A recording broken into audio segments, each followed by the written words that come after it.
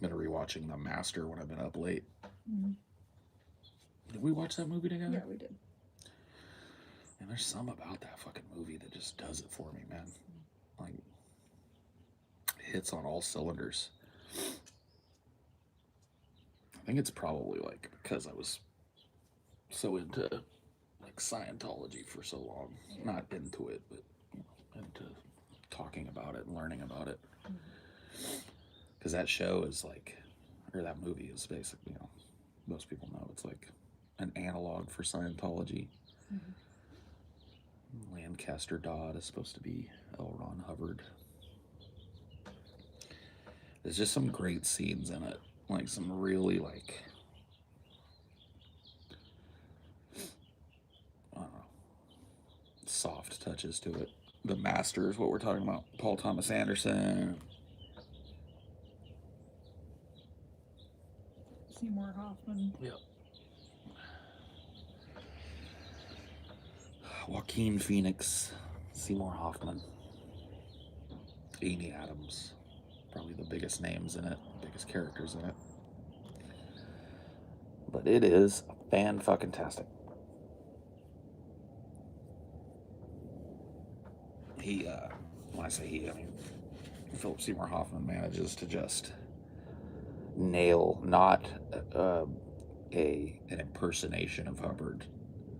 Like he doesn't try and do the same voice, but he nails the speaking cadence and the body language and blah blah blah blah blah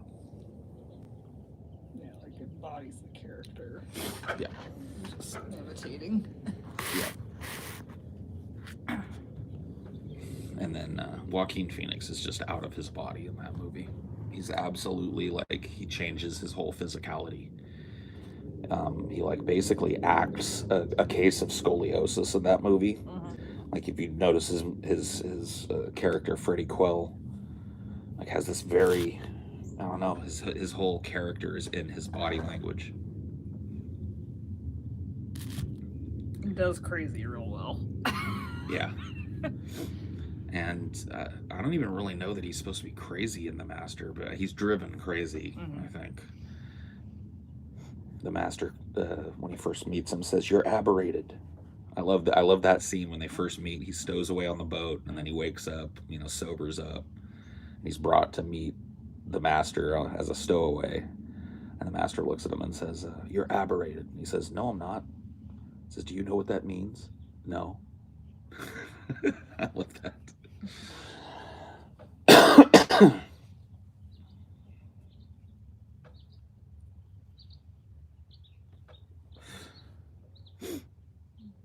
I gotta finish that Eyes of Tammy Faye, which is a surprisingly good movie so Yeah, far. yeah, dude. A Tammy Faye and Jim Baker biopic that's actually really fucking good. Yeah, we definitely gotta finish that one up. What's interesting is that, like, her husband was accused of being gay, but she was like a huge advocate for like AIDS patients and stuff. Yeah, yeah, I watched some of her interviews after she divorced Baker when he went to prison. And she's pretty fun, honestly. She's got a good sense of humor. yeah, yeah. I mean, I don't remember Tammy Faye Baker all that clearly, but I remember her show. Like, I was a kid when they were on, and the 700 Club and stuff like that would be on in my house sometimes. Like her interview with Letterman and RuPaul were really good. Yeah, she was definitely like a truly like unique human being. I don't think that that's true of Jim Baker No. really all that much, but I think Tammy Faye was. I think it's a smart move on their part to do the biopic from kind of her perspective. Mm-hmm. I have not seen the Raised by Wolves series. People have recommended it to me a million fucking times, though. It's one of those things. Maybe I'll check out one of these days. Yeah, I think Jim Baker just got accused of being gay because he got caught with his hand in the cookie jar, and they wanted to Maybe. I mean, there's a good chance. dissociate him. Like, I mean, yeah, I just say like he's not the only like televangelist that's had some like gay things Some gay happen, but stuff. I think they focused on it because he got his hand caught in the cookie jar and they wanted to excommunicate him somehow. She's a big icon for drag performance. Yeah, I mean, she, you know, kind of does that over the top drag queen kind of makeup unapologetically. Hey Paul, they're taking foreign volunteers to fight in the new Ukrainian Foreign Legion. Which fight are you going on? Huh? If you want to do it, bro, you go right ahead. Just fucking go, bro. Shit, that's good news for all these people over here that have been slavering for war. They must have been frustrated that they can't go over there and fucking get in the mud. Good, good. Foreigners are going good. Those people have at the very least got the strengths of their convictions. Let them go. Dude, I would love to see some of these commentators go. I'd love to see some of them really show how much they believe in it over there. Yeah, send Ted Nugent over there. Send Vosh over there. Send them all, man. Tucker Carlson, get his ass over there. Yeah, there's literally no excuse, man. You can be the ultimate based comrade. He's got the money. Nobody can say, like, oh, money's too tight for Vosh to get over there. Let him get over there. Buy a ticket to Poland, get on a bus to the Ukrainian border, and tell the fucking soldiers there that you're here to join the fucking volunteer military. He was all fucking boned up about how they were handing out M16 straight from the U.S. State Department Treasury to every man, woman, and child in Ukraine so they could pop a shot at Russians. Now he doesn't have to be excited for them. He can be excited with them. Go over there, man. Do 6 months over there. Fighting for Ukraine. I don't know what your position would be after, you went and did that, but I guarantee you I wouldn't question it.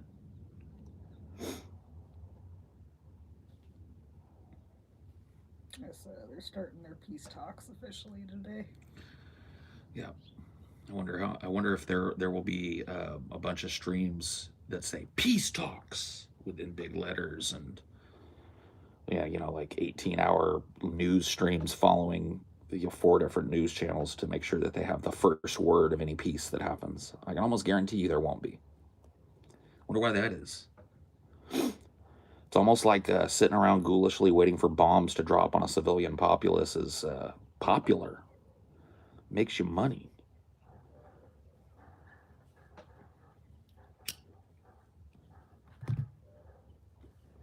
Peace Talk Watch.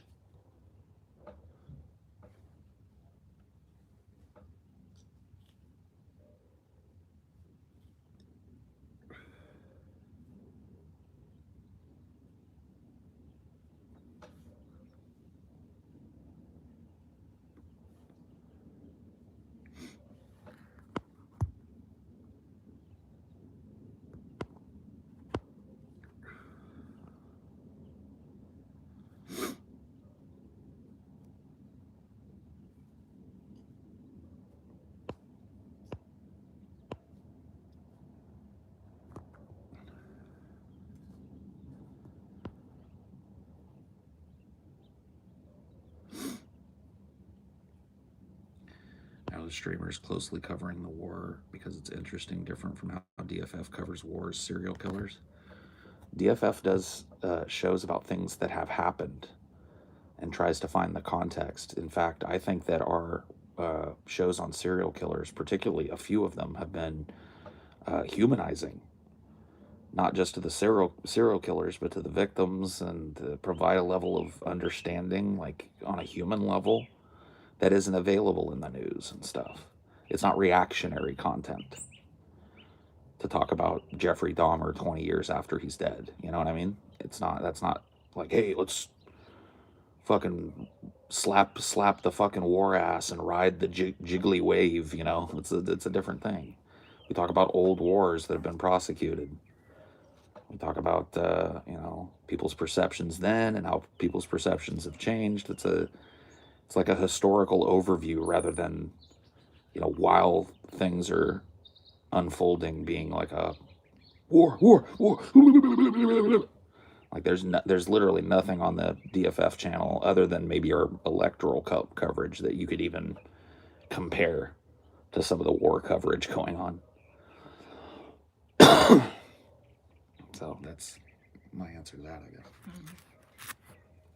Yeah, it's with that DC sniper episode in particular, you kind of illustrated like we should be like examining these like worst examples of humanity because like just killing them means that you don't get answers. I made the same point in the Dahmer episode. Yeah, it's like, and this is something that has bearing on war as well. People like to monsterize human beings. I don't know if monsterize is a word, but I'm going to use it. People like to transmute human beings into monsters in their head so that they can easily deal with the complex and often very ugly things that humanity does. So when a Jeffrey Dahmer pops up in society, and I'm not saying that Jeffrey Dahmer deserved, no scorn for what he did. He killed a bunch of people. He took a bunch of people out of their families. It's not a good thing. But he was a human, you see. He was a human being that did it. He didn't do it in a vacuum. There were influences on him. There were some within his control, some completely out of his control, genetic influences, societal influences, nature versus nurture, all of that stuff applies to him. He wasn't a monster. He was a human being. This goes all the way up to, like Hitler. I'm not going to make apologetics for Hitler here, but you're not going to catch me going like, he was a monster. No, he was a human. And so were all the people that followed him. And all the machinery of war that he commanded. Those were all humans. And I think that if we seek to understand the people that do these almost unthinkable things, we learn way more than if we try and paint it like, well, every once in a while a monster is born from a human womb. A person so filled with evil and so flawed that they can't even be considered part of our human race. That's part of it, Raynoch. People don't like to admit that all human beings have a little bit of darkness in them. We all have, like, the beast. That kind of bestial nature within us. That's part of what makes us human. I think everyone's capable of murder under the right circumstances. Sure. Absolutely. Maybe not everyone, but I think you're right about the vast majority of people. Yeah, I mean, like, I guess, yeah, if you're completely crippled and can't lift a finger, then yeah, you can't. Yeah, and I genuinely believe that there are some people out there who are principled enough to where, even if they were given the chance to do it with no consequences or whatever to somebody that they felt really deserved it or had wronged them personally in an unimaginable way, there's people that wouldn't do it. But that doesn't mean that the impulse isn't there. That's the point. Do you think anyone likes being evil? I don't really like the term evil. I think evil is just another, like, that person's a monster. This person's a monster. This person is evil. It's just another way of saying, like, they're apart from humanity. Well, no, they're a part of humanity. And I think, yeah, the people that do the most despicable things in, like, a pattern have some sort of self-justification for it. They don't revel in, like, oh, look at how bad I am. Right. They have some justification in their mind that what they're doing is either good or at least neutral. Yeah.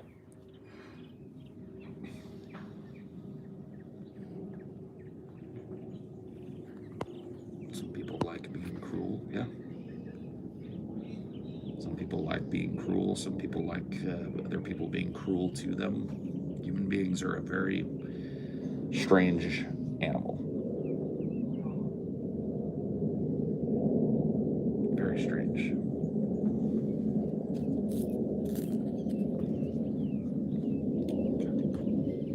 What? Keep picking up that. You want me to get you a water? I'll get it in a minute.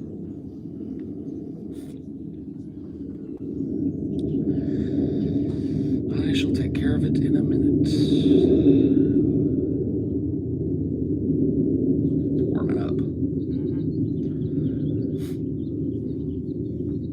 this will be the final warm up, or if we're gonna get another cold crash before Yeah, I don't know. summer. The weather, like last time when I looked a week ahead, it didn't really turn out the way it said it was. No. So, I don't know how much to trust what they're saying is going to happen later this week. Fucking meteorologists. They're basically just like rolling the dice, but with extra steps. Yep, pretty much. Jeff Bezos shaved his head to closer resemble Dr. Evil. Nice. Good for him. Seneca said all cruelty stems from weakness. Well, maybe it does. Would you box fake Sagan? Huh? Would I box him? Sure. Do a big charity boxing match with fake Sagan.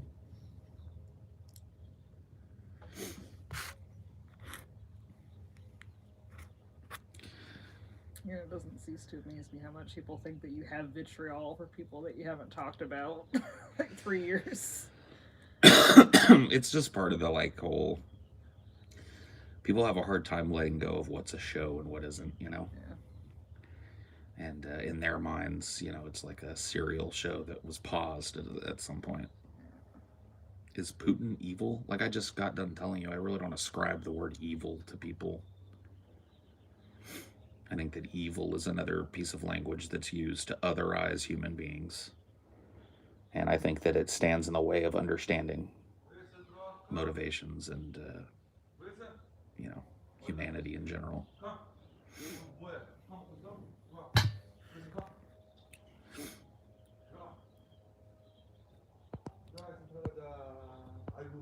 Evil to people. Oh.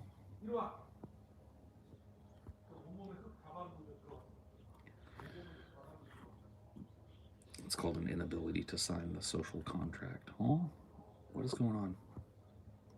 You can't have sentence fragments, guys. No.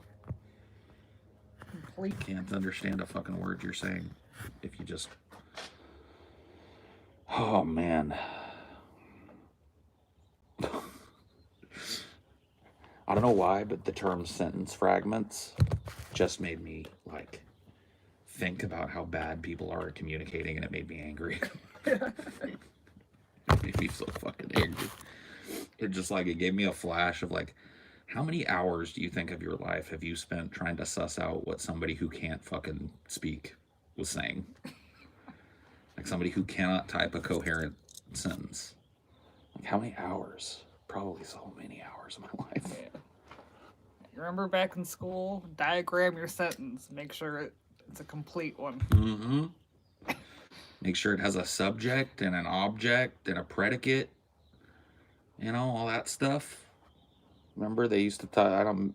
There's other things you're supposed to look for in a sentence too that even I've forgotten. I've just internalized.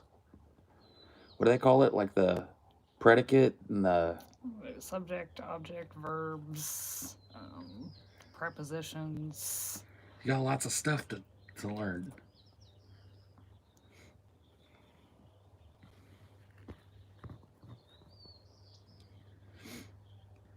I think they mean as an alternative, calling things people evil is a blanket statement. They're not evil. They have an inability to sign the social contract. I still don't understand.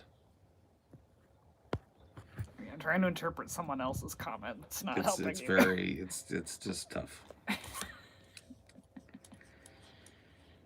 There are gradients of good and bad, where there cannot be an extreme degree a definition for evil to prescribe to a person. Yeah. It's just like, okay, so the social contract idea. Like, what did Gacy do? Gacy signed the fuck out of the social contract. He was a Republican political operative and like a neighborhood guy. Had all these wonderful like human relationships and paid his taxes and stuff. You know what I mean?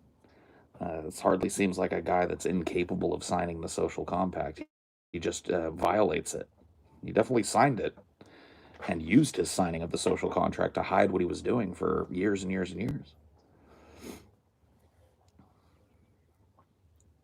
The metaphor I like to use, like you're going on a hike in a really remote place, and there's a cliff, and the person you hate the most is standing right there on the cliff, and you could shove them off and no one would ever find them or ever tie it to you. A lot of people would probably shove someone off that cliff. Depending on who was there, and Yeah. yeah, probably in a totally fucking complete vacuum where they could know for sure that nobody would ever know that they did it. Yeah, you're probably right. A lot of people would think that's a dim view of humanity, but I think it's just the truth. I think it's true in the animal kingdom, and I think it's true for us.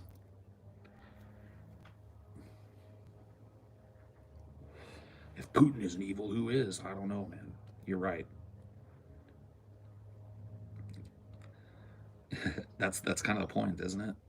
If Putin isn't evil, who is? I want nobody. How about we get rid of the black and white term evil and start examining why and how a personality goes off the rails to the point Vladimir Putin has or John Wayne Gacy did. If you had a death note, would use it? Well, it's one of those great like it's the same thing as Amelia just brought up, right? Death Note is like a stylized version of that very thing. It's like he gets a book, and if he writes a name in the little journal, that person is killed, and he realizes that he has this power to kind of like prune humanity, and is kind of consumed by it, right? Starts out with a moral center. Like, I'm gonna destroy the poisoners and the rapers and the murderers and the rule breakers, and then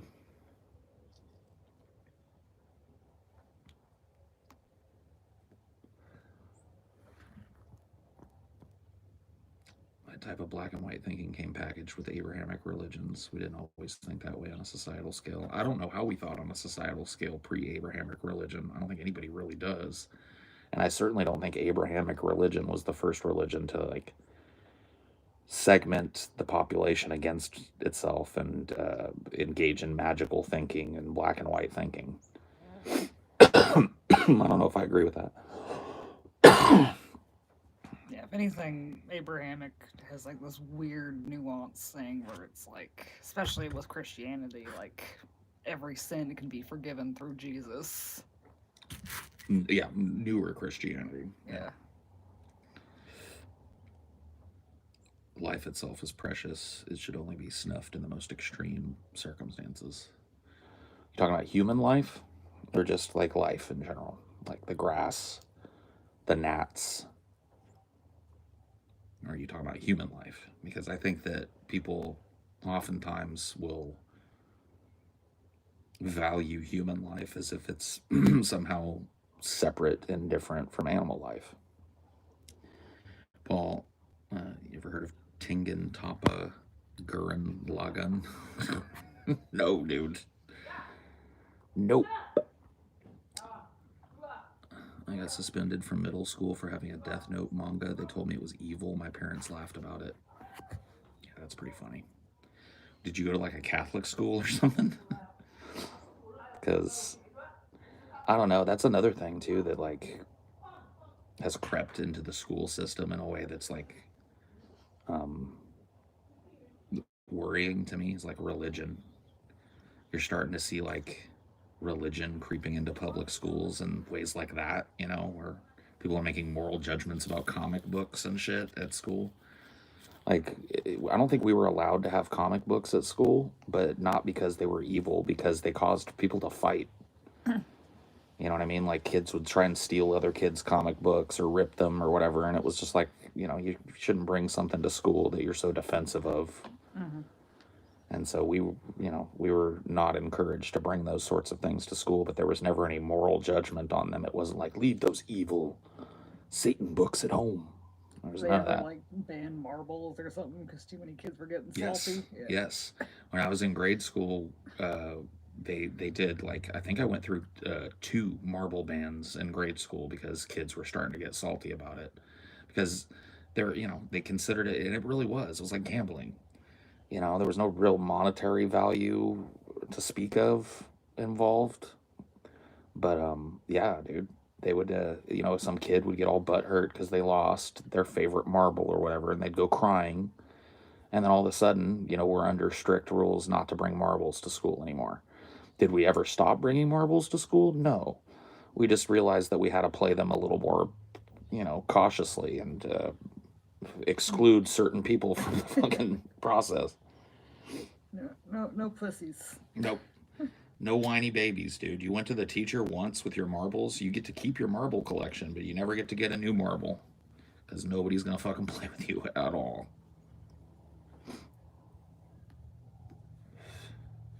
Yeah, Pokemon cards. I have a feeling we're probably the same way. You got to remember that was way before my time, especially in that age group. Or after your time. Or yeah, after my time. Yeah, I was before that. Yeah, anyway. You get it. You understand this. That shit was way after my time. Dude, that makes me think of like some 1940s people playing Pokemon. Yeah. Man, that would have been crazy. Yeah, no, I'm when I was working at the school district, kids were not allowed to have like magic cards or Pokemon cards or anything because of that same reason. Because sometimes you would play for keeps. I didn't really start playing those types of games other than marbles and very briefly in the 90s Pogs. But until high school. Like high school was. What about Garbage Pail Kids? You want to know? Like, I had a lot of Garbage Pail Kids, but everybody I knew that collected Garbage Pail Kids collected them because they wanted to have them. Like sometimes you would have extras, and I guess you could trade Garbage Pail Kids, and there was probably some drama over that. Like a kid traded away a Garbage Pail Kid, and then decided he wanted it back, and the other kid didn't want to give it back, didn't want to undo the trade, and then wham, wham, wham. But that never happened to me. I didn't really trade Garbage Pail Kids. I just collected them. But they're definitely like called trading cards or whatever.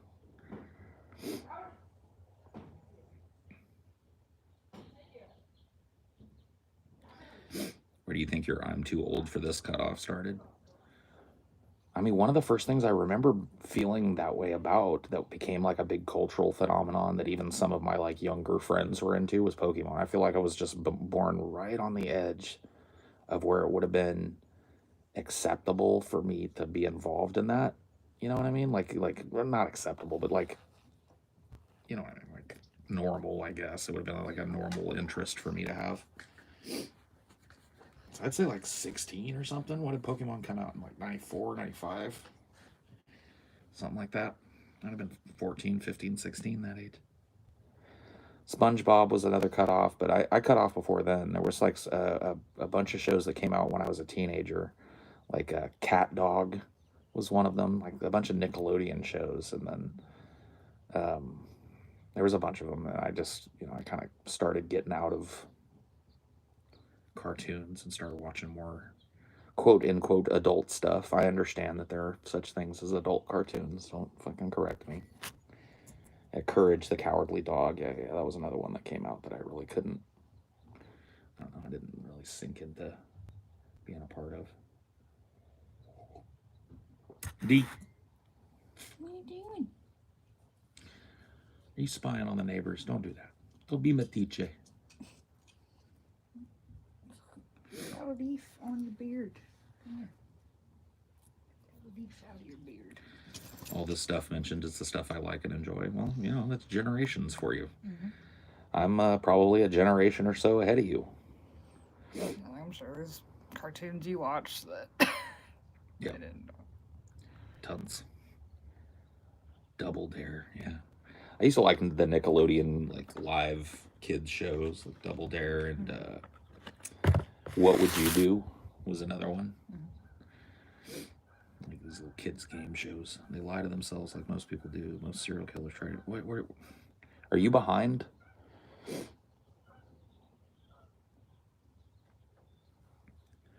That's always weird when somebody comes in and like accidentally like rolls back the thing, and they're responding to you like you were talking, 20 minutes ago. Yeah, hey Arnold, I wasn't into it, but yeah, whatever. I feel like right now, a lot of people that are from the generation after me are using this conversation to nostalgia bomb, and I have no nostalgia for any of the things you guys are mentioning. You have to go back farther to find nostalgia for me, you know. You want to have a conversation with me where I might get a little animated and shit? Talk to me about some Ninja Turtles or some Mask or some GI Joe or some GoBots or some some gummy bears, man, bouncing here and there and everywhere. Still remember that song, Speed Racer. Not really. Speed Racer was out when I was a kid. Obviously, it's like a late '70s, early '80s anime cartoon, but I wasn't a big. Oh yeah, dude, Inspector Gadget. Bump, bump, bump, bump.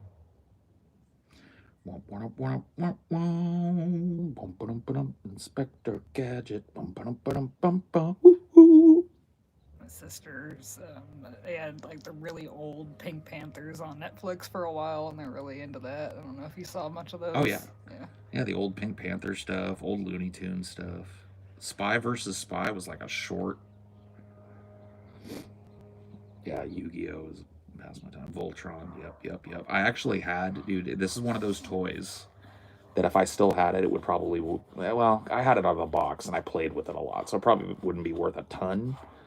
But Voltron had these cool die-cast toys in the '80s. You know, Voltron was a guy that like he was basically a precursor to the Power Rangers.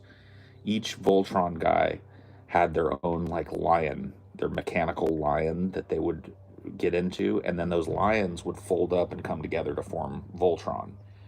You know, one for each arm, one for each leg, one for the body, and then one for the head.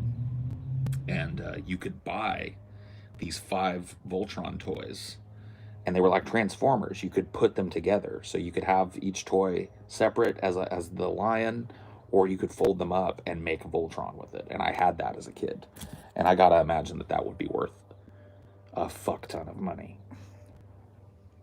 Dude, they're still trying to sell them like a pre-order for like one of these, $700. Is that? It's like a brand new one, like that's Oh, hasn't been. They're redoing redoing it. Yeah, at 700. So they're trying to milk the nostalgia still. I mean, that is pretty cool. I don't know if it's $700 cool though. You know what I mean? But that just goes to show you. Dude, I had some toys that I wish, you know, I would have had the mind to like hold those things back or tell my mom to like bubble wrap them and put them away for me or some shit.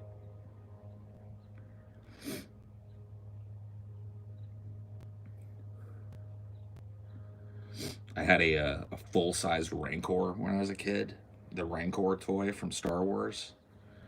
Like, had the little flip thing on the back that would make his mouth go rah, rah, rah. It had the big hands.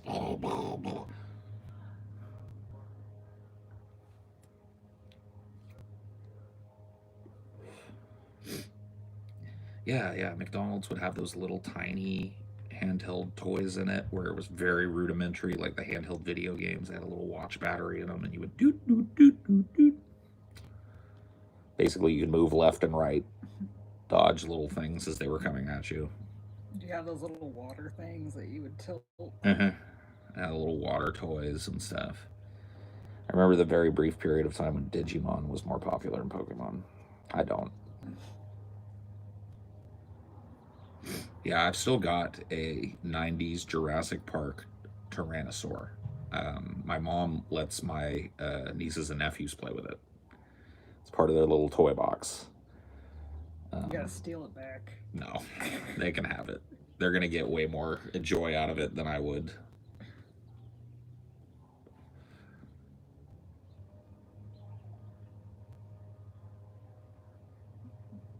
Yeah, I had a Castle Grayskull when I was a kid. It had this microphone. It was not electronic, so it was like the old like cup on a string type of microphone. But you would speak into it, and it had this wire that would go to this little speaker at the front of it, and you could go like, "Oh, yeah, I'm skeletal," you know, and it would like that was kind of cool.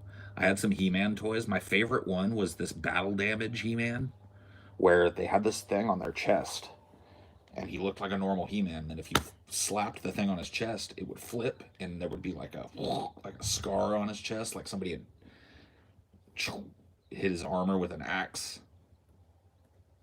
That was my favorite He-Man toy. I play with that like all the time.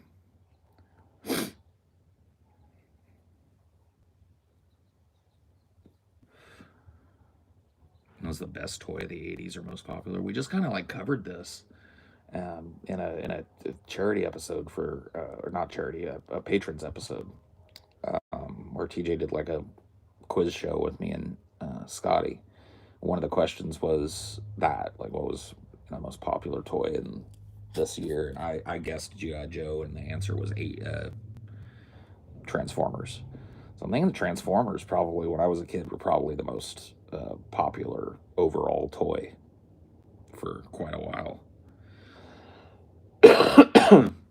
They just kept coming out with cool ones too. They were like the normal ones, and then like that turned into cars, and then they started coming out with these like bio guys that would turn into bugs or like dinosaurs.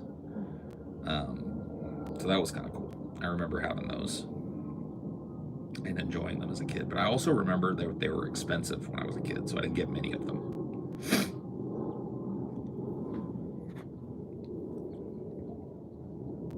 I had a lot more GoBots because I think they were cheaper. But basically the same thing. Like GoBots were big robots that transformed into different things, usually vehicles and stuff. And I had a lot of those. I only had a couple of Transformers that I can remember. I did have an Optimus Prime, which is really neat.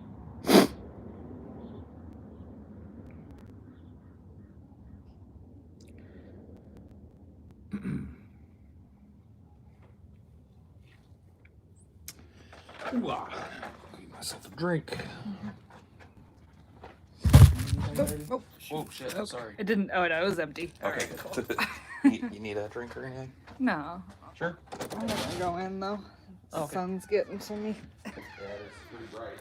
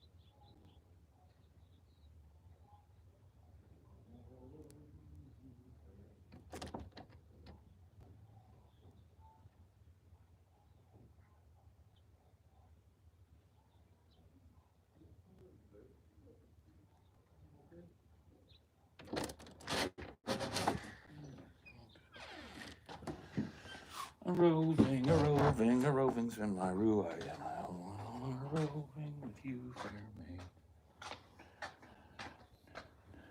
Her eyes are blue, her hair is red, remember what I say.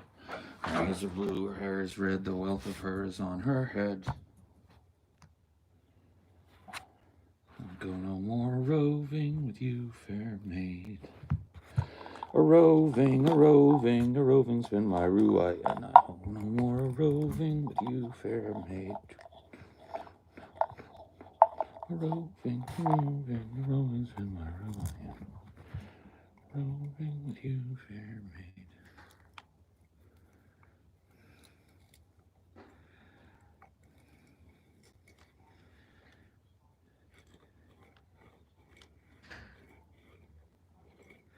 This Blue Dream, no, this is Cherry Mac. I don't see a whole lot of Blue Dream come through anymore, you know what I mean? It's like one of those strains that has gotten like hybridized, I think. Yeah, you guys saw one of these buds. I mean, they're crazy, dude. This fucking weed is so good. Look at this. I don't know if you can get a good look at it. Focus. Focus. It's good. Anyway. Get in there, you. A-roving, a-roving, a-roving's been my ruin. I won't go no more a-roving with you, fair maid. Yeah, this is hydroponic indoor stuff, so it's like all frosty and shitty.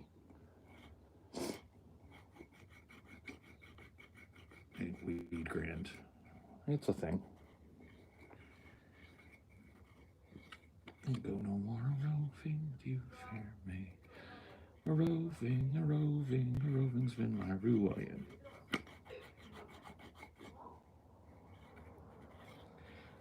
no more a-roving with you, fair maid.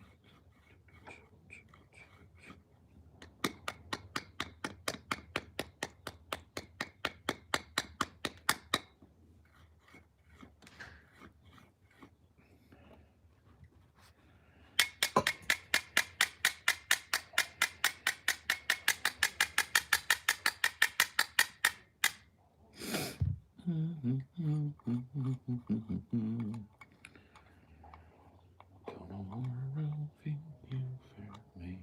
A-roving, a-roving, a-roving's been my ruin.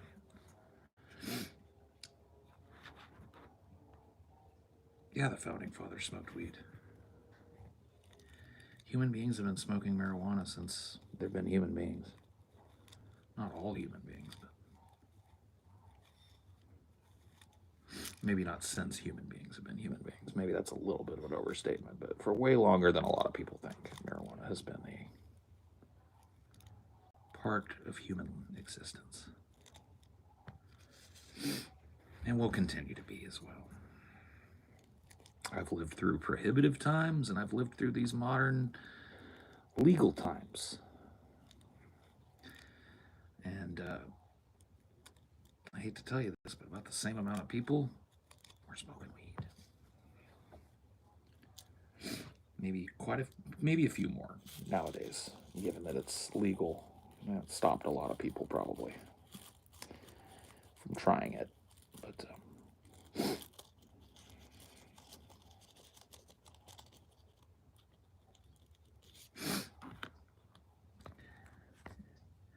oldest stash of weed found at a burial site that was thousands of years old. Yeah, I'm telling you, man. And you can tell that they thought it was important too. If the dude was like, "Bury me with my stash, bro. Bury me with my stash, so I can get blunted on the way to the afterlife."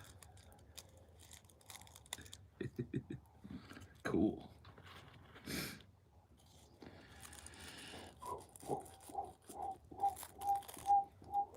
It's a gateway drug, though, and it can make you want to try worse things like terrorism.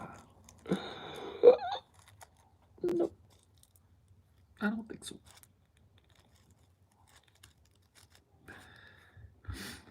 I love that whole gateway drug thing, but people just ignored like the other drugs that were cool, that were also, by their definition, gateway. Like they'd be like, weed is a gateway drug to trying other things. It's like, what's caffeine?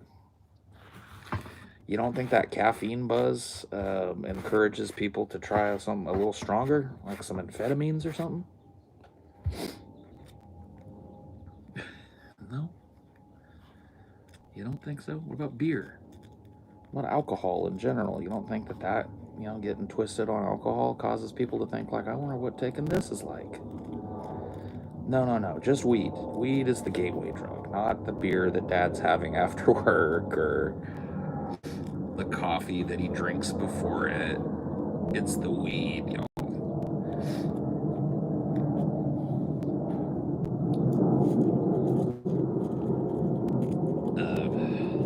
We recently did, it hasn't come out yet, we recently did a show on Richard Nixon and his, political career. And Richard Nixon is rightfully credited as the president under whose administration the drug war, the war on drugs was started. One of the chief architects of the war on drugs was a lieutenant of Nixon's called John Ehrlichman, And there's a quote from him that like you could just pull up and defeat any anti-drug argument ever with. Ehrlichman talks about, just very frankly, and it's a direct quote. He says, the whole idea was with the drug war was to target demonstrators. So you claimed that the demonstrators were potheads, or and you claimed that black people were heroin heads, and you made up a bunch of lies about how destructive these drugs were and how prevalent they were in the communities. Did we know we were lying about the drugs? Yes, but it wasn't about the drugs. It was about the political clout to squash a movement. So the whole drug war came about as a result of the racial and anti war protests that were happening during Nixon's administration, with the Vietnam War as a flashpoint for that. And so they literally came up with a bunch of rules and regulations, a lot of which are still in effect to this day. You still hear law enforcement agencies talk about how they're prosecuting the war on drugs. It's still a political football that gets kicked back and forth. The war on drugs, the war on drugs. And it literally, like the architect of the war on drugs is on record saying this had nothing to do with drugs. The war on drugs was about keeping black people down. It was about giving a reason to keep black people from protesting. It was about turning the tide of public acceptance of the hippie movement by getting everybody to think that the hippies were nothing but a bunch of potheads and deviants because they smoked weed. And it had nothing to do with the dangerousness of the drugs or a desire to help get the poison out of society. All these little, justifications for the drug war, they're all complete bullshit. The dude that literally was the architect of it admitted it. Like it had nothing to do with drugs, it had everything to do with keeping down minorities and protest movements. Whoops.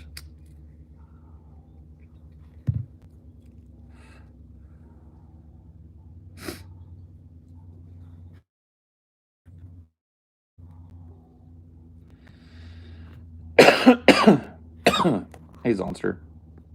Yeah, Nixon's drug war was two birds, one stone. Yep. Take care of the hippies. And of course, those two movements were inextricably linked, the hippie anti war movement and the civil rights movement.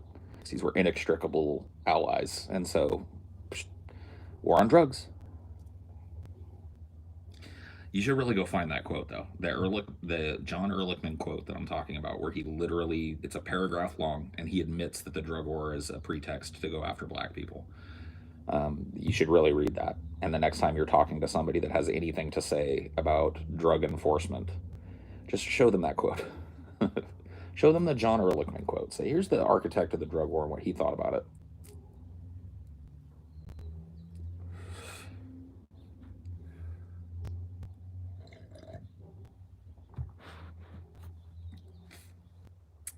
But Nixon was a complex political figure. So responsible for that, responsible for the extension and massive expansion of America's presence in Vietnam to the point of treason. He actually impeded American peace talks in Vietnam by using a back channel to extend the war to make it more likely that he would get elected, and he did. So that's straight out treason. So make no bones about it. I'm not trying to clean up Nixon's image, but here's a few more things that Nixon did that a lot of people don't realize. Created the EPA. Nixon's administration created the Environmental Protection Agency. Nixon's administration created this thing called a reverse tax benefit, which ended up becoming SSI. So if you know anybody that's ever supplemented their income or had their entire income be Social Security SSI, that happened as a result of Nixon's presidency. Food stamps. SSI led to food stamps. So Nixon's presidency didn't necessarily establish food stamps, but they paved the road for food stamps. So you see, like, it's very strange. You never hear people talk about those things about Nixon.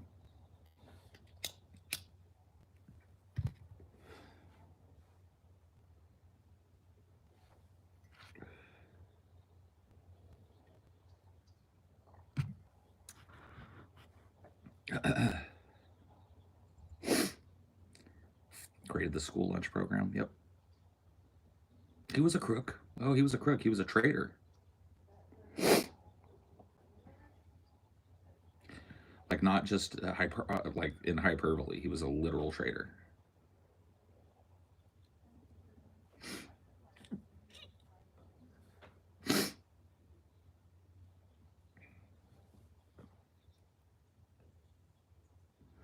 Will we see legalization in our lifetime? Seems like a slow battle. It's actually not.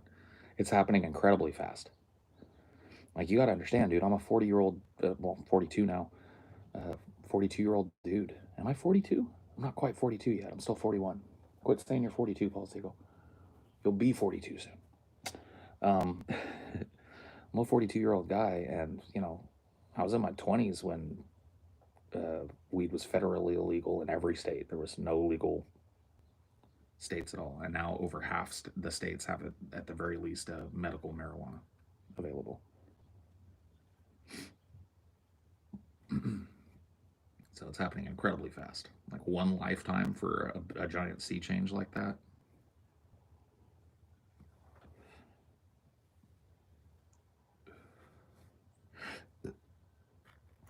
A roving, spin my ruin.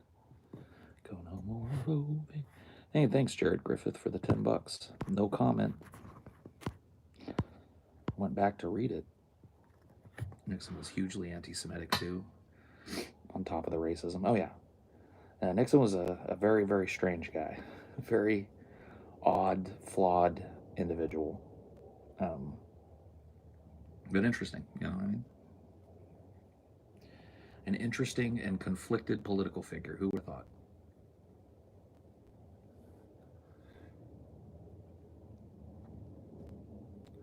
He's hugely anti-gay, hugely anti-communist,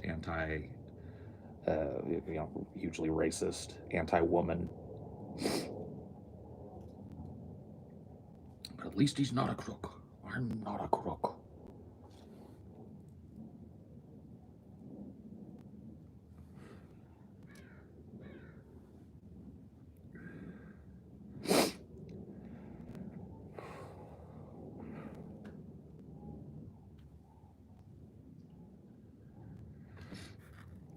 Chris Hedges says the last truly liberal president was Richard Nixon because he was actually afraid of liberal movements, civil liberties, labor, and the environment. I mean, yeah.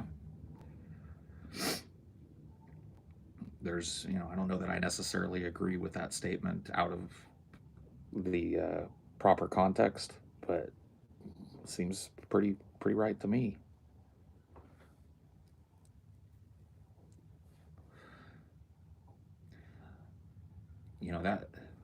That era really ought to be a wake up call for people.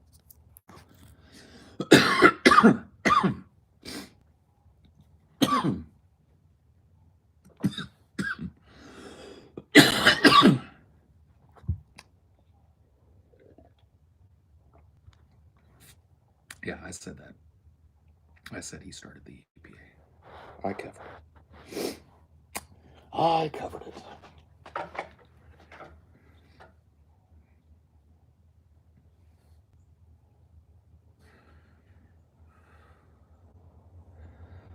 I'll go no more a-roving with you, fair maid.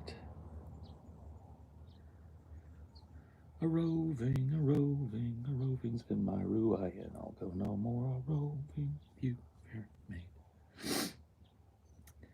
Nixon was a brilliant man. Probably so, yeah. I don't think that that's incorrect. I think that he was a brilliant and misguided political figure.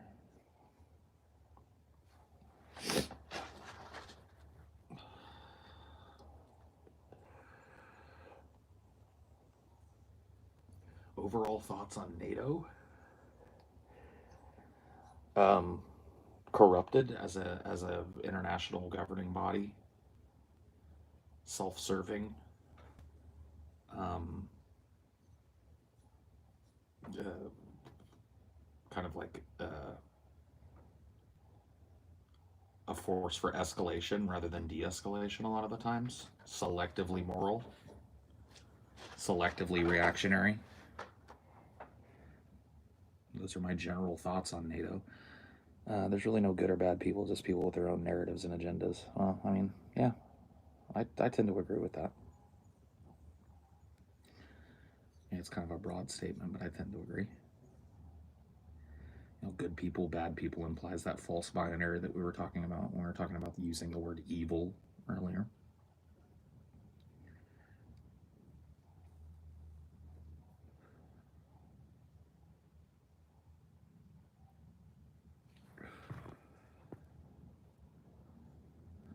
I accidentally used a period. That's okay. Why isn't NATO fighting the Mexican cartels? I don't know. That's a good question. Why isn't NATO taking up for Yemen? That's a good question as well, I guess. Like I said, selective morality. Selective and self-serving morality.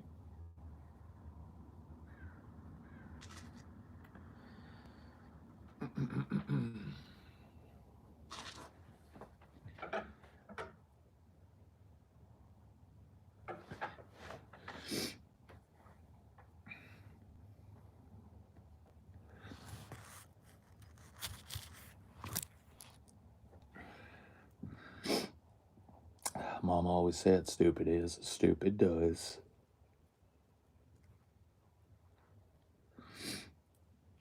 Mama said they'd take me anywhere. She said they was my magic shoes.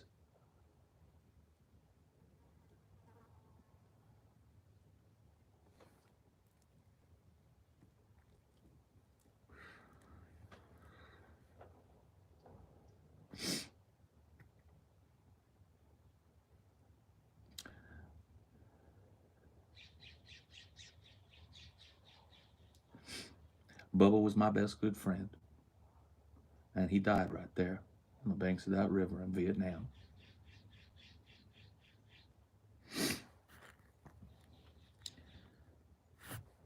Why is NATO not intervening in your suffering love life? I don't know, man.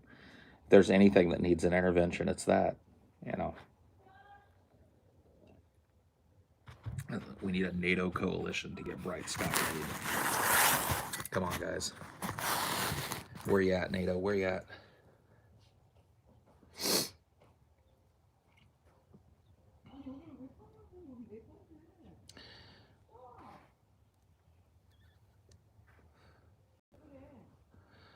You got a movie or something that affects you like Basin Street Blues? No, not really. I mean, there are movies that are, definitely moving, emotionally gripping kind of experiences, but nothing really moves me like that song does.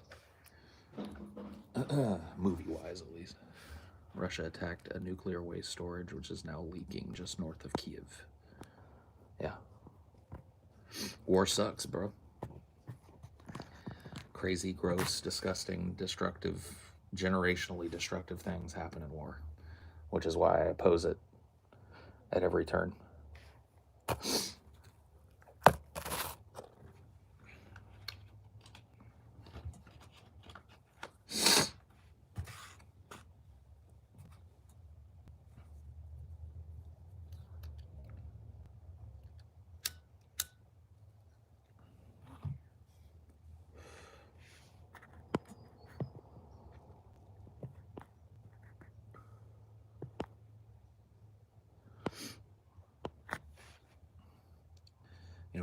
Russia and Ukraine are entering into peace talks today. And I haven't heard a single person mention it in my chat. All I've heard is updates on things that are happening in the combat zones and things that happened yesterday. And I don't hear anybody talking about how peace talks are starting today.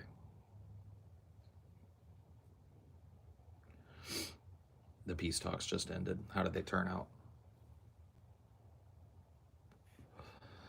If they only ran for the balance of a few hours, I'm guessing the answer is not well.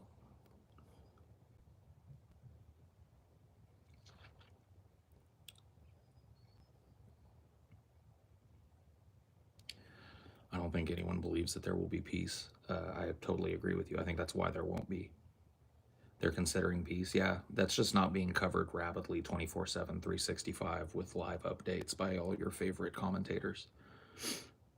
I don't think anyone held out much hope for the talks, but I was well aware of them. I've heard no results or announcement yet about results. Okay, yeah. Well, hopefully something got done, but the briefness of the talks, I think, implies that, as oftentimes, a brief jury deliberation implies, that the guilt of the defendant. Not always, but it implies that. I would say that, it's probably safe to say that a brief peace summit that began and ended in a single day over the course of several hours probably didn't make much headway.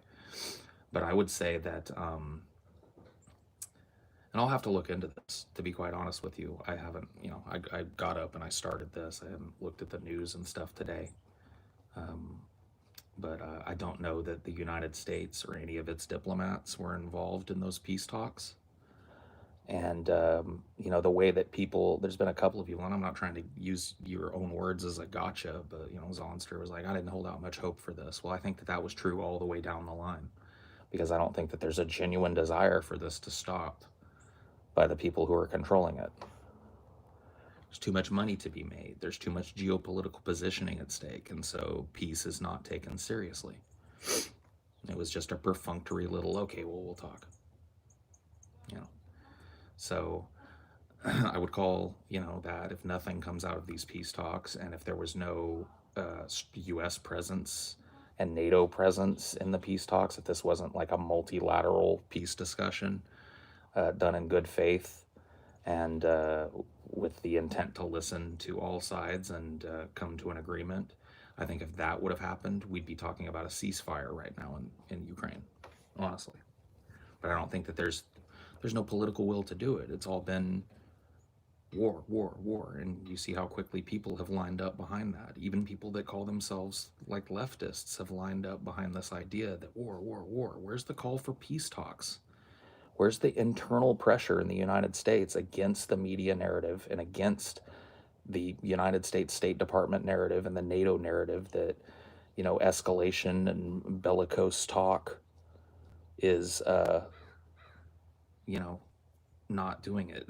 Like, where is that? Where's the call outs of the just giant and continuous diplomatic failure of this country and its allies to get done the hard things that need to be done, the hard negotiations, the hard talks? One of the main problems is we don't have a chief diplomat that we can trust to send. Can you imagine Joe Biden sitting across from Vlad Putin? Can you even imagine such a thing? And how brutally bad that would go. And I'm sorry to say this, but I point the finger at you. You voted for Joe Biden. You're the reason that America doesn't have a good chief diplomat right now. You signed your name under this fucking guy's name, and there's nothing to be done about it. You didn't really have a good choice. You didn't really have a good alternative. But you can't dodge responsibility either. We're at a time where we're on the brink of what could possibly turn into a very ugly, protracted war, possibly even a nuclear war, and we don't have a chief diplomat that can get a sentence out. This is not necessarily just about the last electoral cycle. This is about cyclical lesser of two evils voting. And this is the outcropping of it. The outcropping of it is you just have two really bad choices. And then the United States is left with its pants around its ankles when it comes to any kind of serious international incident, because we don't have a diplomat. We don't have a chief diplomat. We have a guy that can barely get through a teleprompter speech. Biden shouldn't be the diplomat anyway. Yes, he should be. Yes, he should be. You realize that the office of the presidency, that is the chief reason that it exists. The office of the presidency is the chief diplomat of the United States. Diplomacy is supposed to be what they do. So I completely, fundamentally disagree. Our president should be the person over there talking to Vladimir Putin. We shouldn't be sending lackeys or subsidiaries or NATO, chumps over there. Our president should be sitting across from Zelensky and Putin in unilateral or multilateral peace talks right now. But he can't. He's incapable. So I completely disagree with that. Biden's ass should be the one that's in there. It's his job constitutionally to be the one that's in there. We're on the brink of possible nuclear war, and we have a chief diplomat that is too mentally addled to sit down and talk about it. Uh-oh. Starting to sound like this justification that we've used for voting for people that we know are warmongering pieces of shit is starting to wear thin around the edges, isn't it? Uh-oh. Don't want to think about that, though. Let's not think about the conglomerate of our pattern-based lesser of two evils voting and where it's led us. Let's think about just the last one. Trump would have been worse. Well, maybe. I think Trump maybe would have actually been able to sit in the room with Putin. He probably would have been charmed by Putin.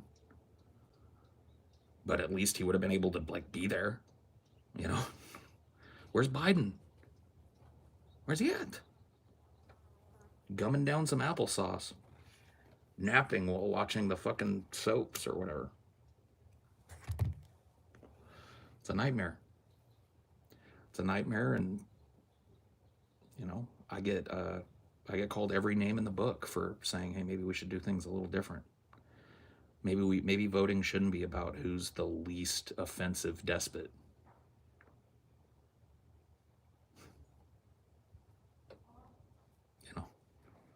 Call me crazy. Yeah, and Kamala Harris is supposed to be an arm of that.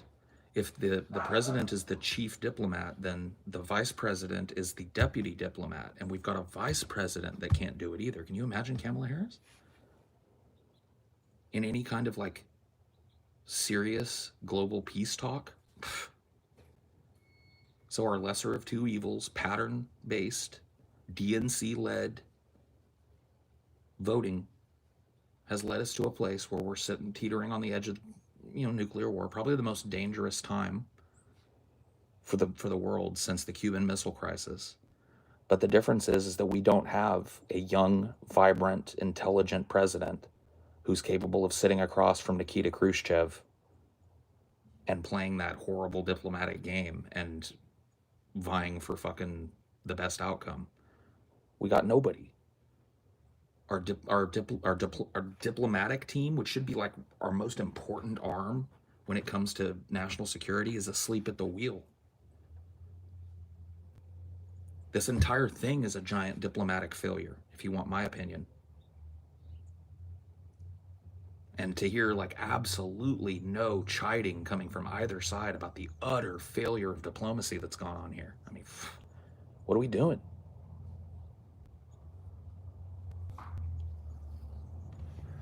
Yeah, we went from Kennedy and FDR, and say what you want about them, people that were capable of sitting in the room with international leaders and functionally having, Nixon.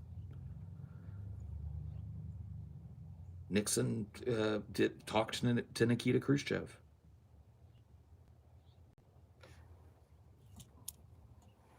He was engaged in high-level, important international discussions, and he could handle himself and handle the interests of the United States. And see, here we are. Nobody's talking about it. Nobody's talking about what a tragic diplomatic failure this is and continues to be. Nobody's talking about the fact that maybe it's problematic that our two chief diplomats are completely incapable people for different reasons. Joe Biden just doesn't have the stuff anymore. He's just too old. Maybe 30, 40 years ago, he could have fucking put on a show over there. He could have made a showing for diplomacy, but now he's just too gone. And Kamala Harris just isn't smart. She's just not intelligent enough to do it. She doesn't have the acumen. She doesn't have the personal acumen or the intelligence to do it. So what are we going to do? a lot of this depends on how much you believe Putin could be swayed from doing what he did, and I suspect we're pretty far apart on that issue. Yeah, probably so. Yeah, it just like, here's what I would say to that. I'm not trying to be uncharitable to your position. I think that diplomacy has gotten a bad rap, and I think that people have been kind of domesticated and trained into thinking that armed conflict is just the way it has to be, because no despot is ever going to make a move. And that, dude, we're lucky that in history that wasn't the case. We're lucky that in history people were able to sit across from the Russian premier and come to some sort of agreement that didn't include launching nuclear weapons at each other, because none of us would be sitting here. None of us. So yeah, dude, do I believe that diplomacy can work? Yes. Do I believe it absolutely works in every occasion? No. But do I think that America even gave a good college try at it? Yeah. It's not even probably true, Zonster. You know it to be true. You know that if diplomacy failed during the Cuban Missile Crisis, we would all be in a radiated husk right now. If there were any human beings left on this planet, they'd be living Mad Max style. You know it.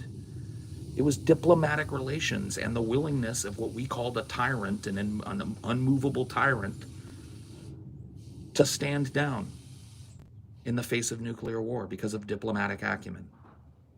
100%. I don't see any way that you could interpret that period in American history any differently. So yeah, I think that diplomacy has been given a bum rap by years and years and years of war-first foreign policy. Starting with the first Bush administration, Daddy Bush, and his unilateral invasion of fucking Iraq, to the continuation of those sorts of conflicts during the Clinton years, and even in the area that we're talking about. You guys remember Kosovo? I do. You guys remember what a tragic failure that was? I do. A lot of people don't seem to remember that, though. And then, of course, do I even need to mention George W. Bush and his bomb first, ask questions later diplomacy that has carried on?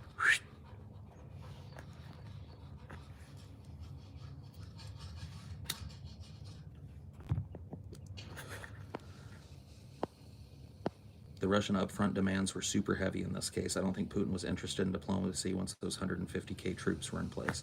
That's like saying I don't think Khrushchev was for diplomacy once those missile bases in Cuba were in place. You're lucky that he was. And you're lucky that there was a talented and competent diplomat.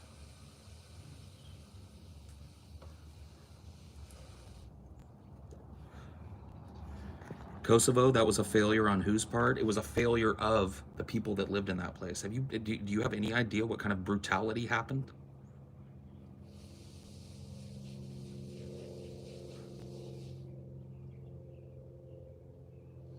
See, this is what I'm talking about.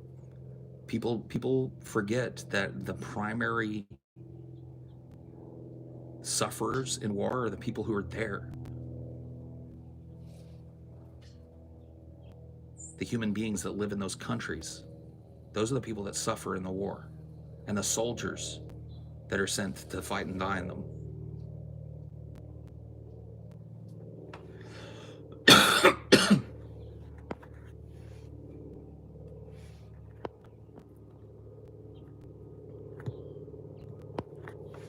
Sure.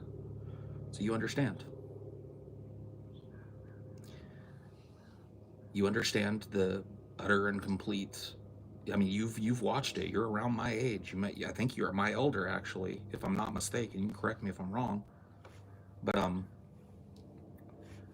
you've watched the death of the anti-war left.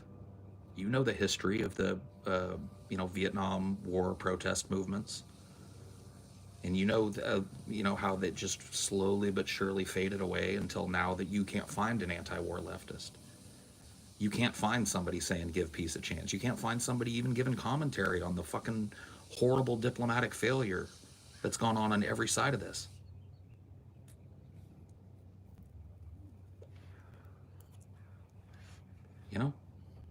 That's all I'm saying. I'm saying, why is all the coverage of this war, countdown to war, hell unleashed, war, and not like, where the diplomats at? Why is Joe Biden incapable of doing his job for the American people? And maybe we should invoke some fucking constitutional amendments here. If we've got literally a president, and correct me if I'm wrong, that cannot do what his primary job is, isn't that 100% reason for us to remove him from office and replace him with somebody who does? He can't do it. He can't be a diplomat. He shit his pants on a friendly visit to the Pope. Can you imagine if he did that in front of Vladimir Putin? He's an old man. He doesn't have this stuff. So why are we, like, what's going on here? And nobody's even talking about it. Diplomacy wasn't just like, whatever. Diplomacy, man. Russia's not going to move anyway. It's like, man, it's a good thing that the people that were saying that back in the 50s were wrong. It's a good thing the war hawks and the people that didn't believe in the power of diplomacy back in the 50s were wrong. Because we'd be living all Fallout style. Ow! Hey everybody, it's Three Dog. Giving you, the 5 people left alive, the sounds of the wasteland. Nobody ever wants to talk about the underlying causes of these conflicts. Everyone wants you to put a Ukrainian flag in your profile and cheer for Russian troops getting shit and blown up. Yeah, for sure. Yeah, because that's easier than actually, calling for your chief diplomat to do his job when you were the one that installed him in the first place. It's kind of hard to go like, man, dude, why do we have such a fucking shitty diplomat when you voted for him and like really pushed for him? You know what I mean? Think about that. Like, did you really honestly believe that a lot of the people that were, talking about how like, let's bully Biden, did you really honestly believe that was going to happen? That's not what happens. People vote for, and then now their ego is wrapped up in the election of this person, and they can't insinuate that like, oh my God, this person's utterly incapable. It's way easier to just go war, solidarity with the Ukrainian people, war.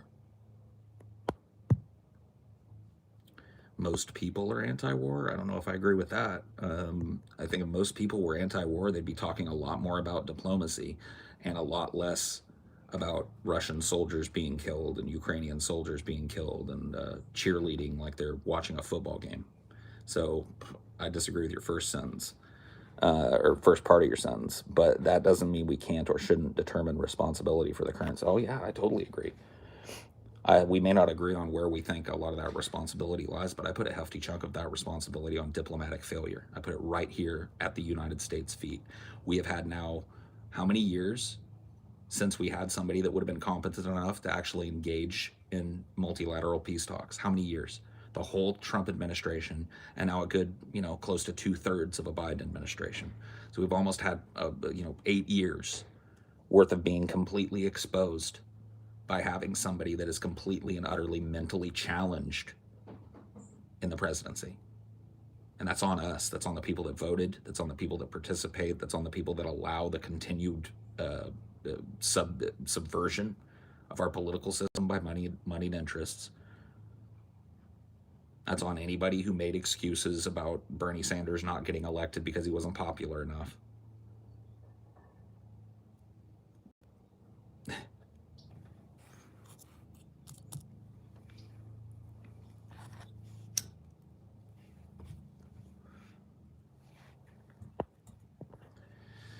Biden failed in this situation by increasing U.S. reliance on Russian oil last year by banning Canadian oil imports. I'm sure that played a role. I mean, oil is definitely at the root of this.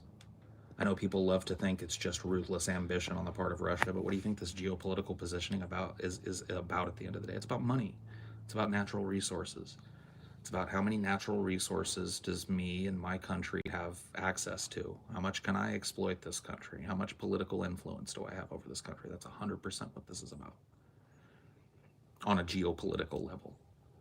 There are complex reasons for it on the ground, and I'm sure people in Ukraine and Russia feel very differently about this.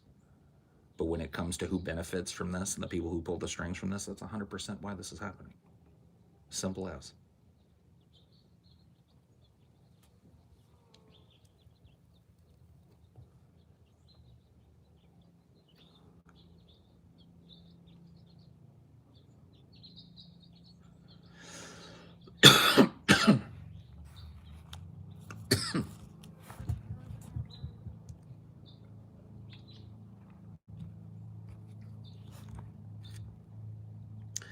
I don't buy that Putin invaded and we're at fault.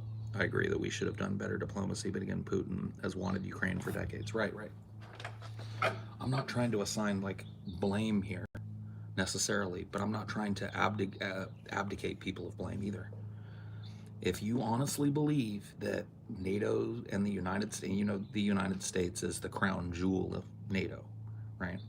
So let's just call it what it is. The United States and its allies' insistence on building military installations, like basically surrounding Russia and our bellicose way of dealing with them diplomatically. If you're going to say that that has absolutely nothing to do with what's going on, I'm going to call bullshit. The U.S. doing a coup in 2014 probably didn't help. Probably not. Nope, but make another post like that and you might. Uh-oh, somebody's in trouble. Somebody's in trouble.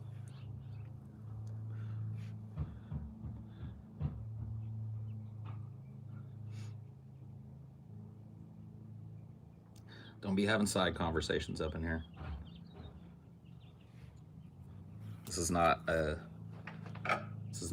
we're talking about a topic here. If you're not on topic, then get off of whatever you're on and shut up. They're nuclear power. They are under no existential threat. What? What? Then why did we get all our panties all in a bunch when they built a military, a missile base and a bunch of missile bases actually in Cuba? Why was that a problem? It just seems like historicity doesn't matter anymore, man. They have thousands of nukes. So do we. And we had a commensurate nuclear arsenal to their nuclear arsenal at the time of the Cuban Missile Crisis. It was still mutually assured destruction, and we were on the brink of it. It was like that far. And you know this. I know you know this. So what are you talking about? They have nothing to fear. They have nothing to fear. Like this is honestly, we had this thing on Twitter, man. It's like I really honestly believe, I don't know where you live in the United States, but if you're close to any border, I honestly believe that if that border was dotted with a Chinese coalition missile bases and soldiers and shit, I think you'd probably whistle a different tune. Yeah, near DC. So you're close enough to the Canadian border. What if instead of a nation that you have a mutually beneficial pact with, that nation was filled with hostile military forces? Like what would you know? You don't think that that's provoking like at all? You don't think that that constitutes a provocation? Then what was the Cuban Missile Crisis about? The Cuban Missile Crisis was about America not wanting to be surrounded with hostile military bases. We didn't want a Russian military base 100 miles off of our fucking southern shore. And you understand that, but you can't see it from a Russian perspective? Take the Cuban Missile Crisis and multiply it by 10 in terms of how many hostile military forces. There are no missiles in those countries? I'm not, dude, the missiles that are in those countries are not nukes.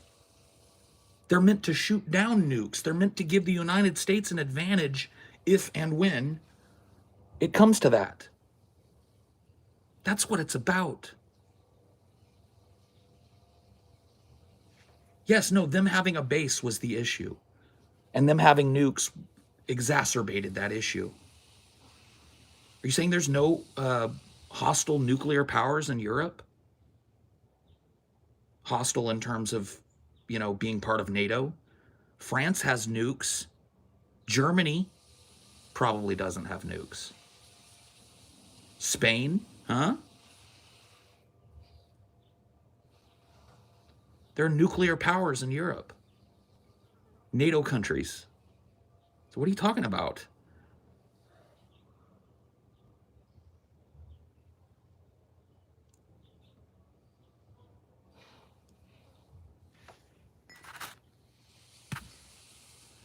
Okay, so no Spain. Why don't you elucidate me? Who are the nuclear powers in Europe? So France, I was correct about. Spain doesn't get a nuke. Okay, who else gets them? Who else has them? Britain. So it's just Britain and France that have nuclear weapons. Cool. So they have two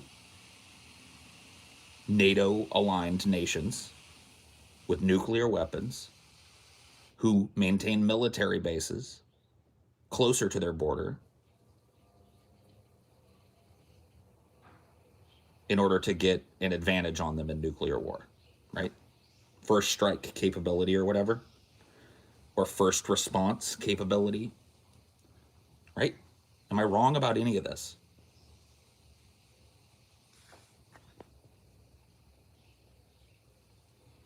Are you starting to see now why the NATO thing? No.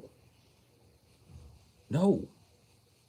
So you've got two nuclear powers in Europe who are part of a coalition that includes the world's second largest nuclear power. I don't know. Who has more nukes, us or them? I think it's pretty commensurate, right? And you have people setting up military bases in the border zones and shit right up against your country. And it's not a Polish military base, it's a UN military installation. Like, what are you talking about? A smoke screen. This is what I'm talking about. This is how no diplomacy gets done. Because what if one of Putin's demands, and I don't know what his demands are, what if one of Putin's demands is, hey, push back some of these NATO installations off of my borders? There should be no reason that Poland is armed to the teeth with, fucking material, like American materiel. So pull it back. Wasn't one of the like hard lines that Putin wanted was that, all right, I just want Ukraine to say it won't join the UN? Wasn't that it? Couldn't that have been a way to prevent who knows how many hundreds of thousands of people will die in this conflict? Hopefully it's that low. It could be millions. Like, I don't even get it, man. I don't get the perspective. It seems like a little tap dance around the question, what if, even if it wasn't nukes, China just lined the Canadian border, 100 miles inland from the Canadian border, a bunch of Chinese-Russian coalition military bases to contain the United States? And before you say the United States doesn't invade other countries and doesn't need to be contained, please think. Think real hard before you type it, please.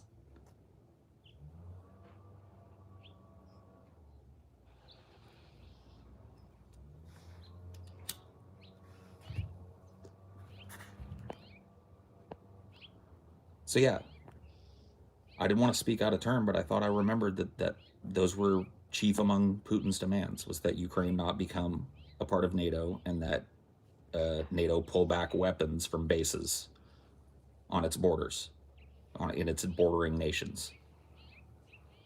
That couldn't have gotten done.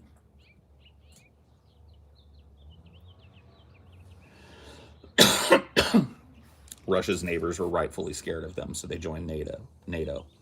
Russia's neighbors conglomerated into a hostile force, and so Russia rightfully reacted.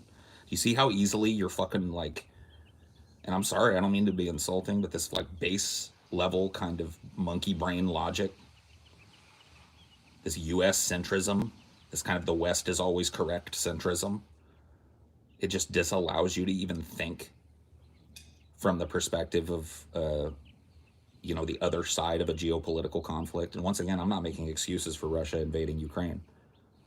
I'm anti-war.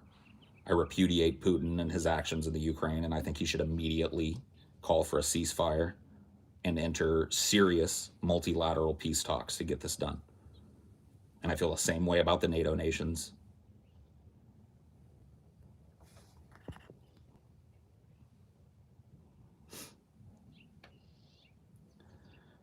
Oh my God, dude. All right. Yeah.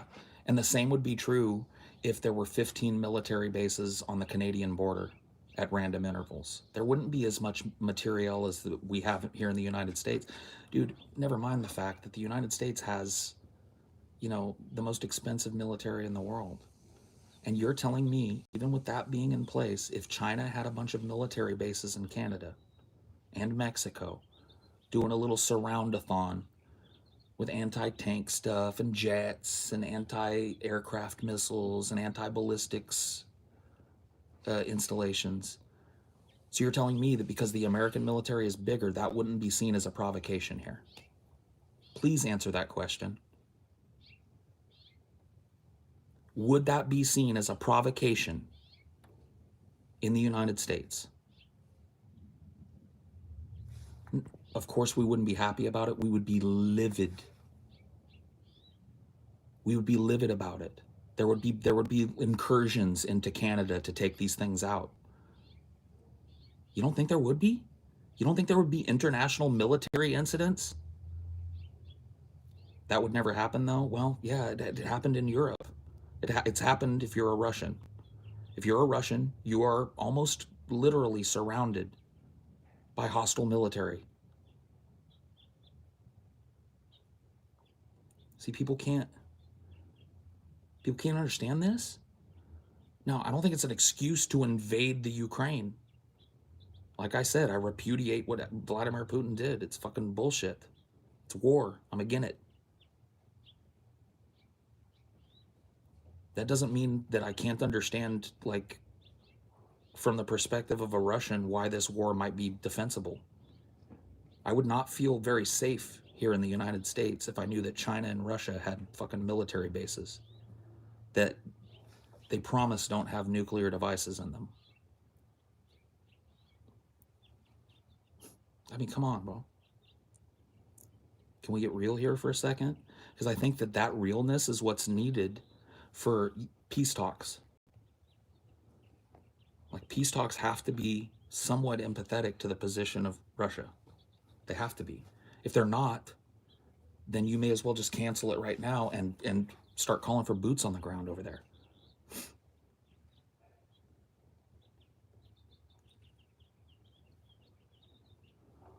It just seems a morally conflicted position. And it seems like a position that's lacking in empathy, and it seems like a position that is utterly and completely given up on what we know to be a very powerful tool, which is diplomacy.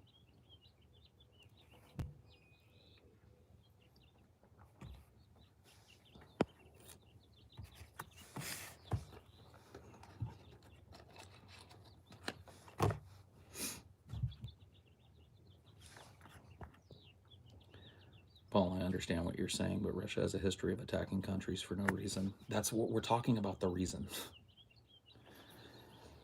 Man, I feel like sometimes that I'm talking, that I'm just beating my face against a brick wall, and it's not a nice feeling. Like, I feel deliberately misunderstood and misquoted. Ukraine gave up their nukes in exchange for territorial guarantees, which Russia violated. Right. Russia had other demands, right? I'm not saying that they were justified, but did Russia have other demands? Even if they came up with them after the fact, did Russia have other demands? Did Russia decide that it wanted something else from the Ukraine, whether it was correct or not? And what were those demands? We just talked about it earlier. The demands were that Ukraine not join NATO, right? That some of the weapons installations that I'm talking about be removed from Poland, right?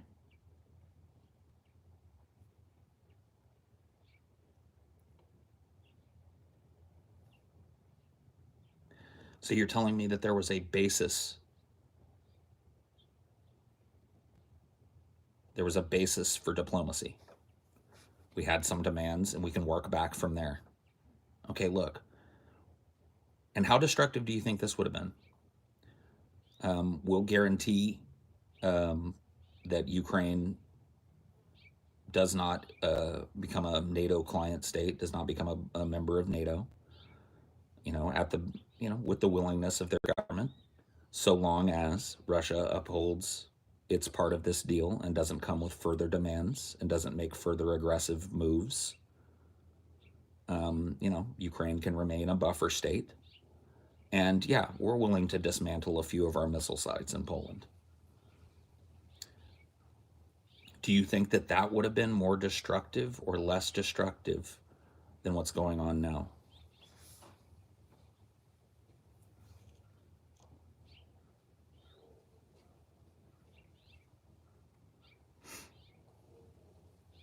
Why does Putin get to determine what Ukraine does? Get a profile pic.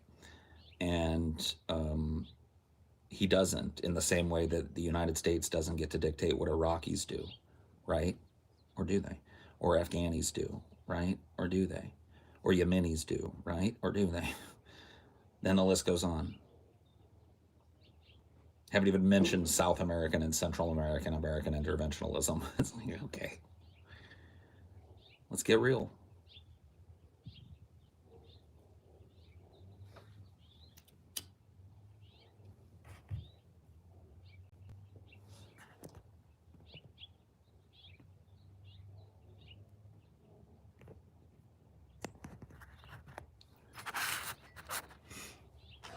Oh, yeah, the Somalis. Where's that at?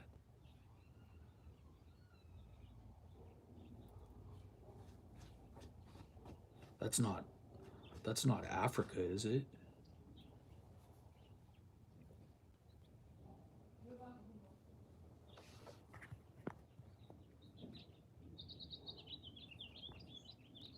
Right. This is not only about NATO.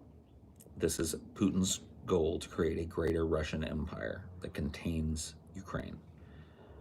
He sees it himself as the Messiah for the Slavic people, yes.